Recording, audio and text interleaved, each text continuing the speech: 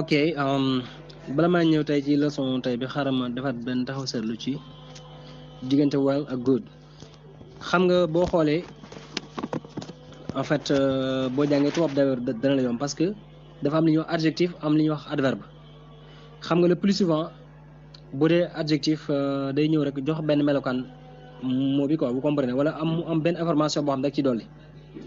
well moom adverbe la quoi en fait kon good moom mooy adjectif bi well moo nekk adverbe bi maanaam moom manière bi ni muy demee moom lay dugal daal well gi.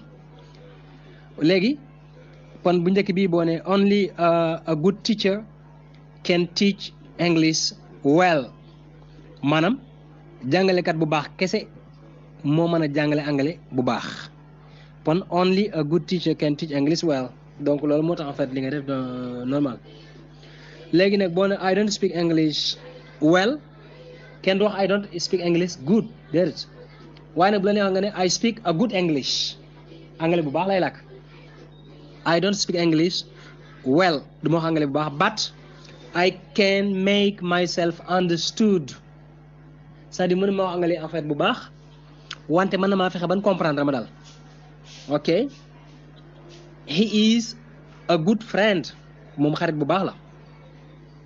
a good friend la ñuy wax n'est-ce pas kenn du wax he is a well friend. Sadio Mané is a good football player mooy Sadio Mané est un bon joueur de football. He plays well il joue bien dafay jouer bu baax daal. ok your English pronunciation is good. ok your English pronunciation is good sa prononciation anglais baax na. you pronounce English well da ngay prononce anglais bu baax. good versus well. good modifies things, well modifies actions. No good maanaam day modifier des choses bu dee well nag ay action lay modifier.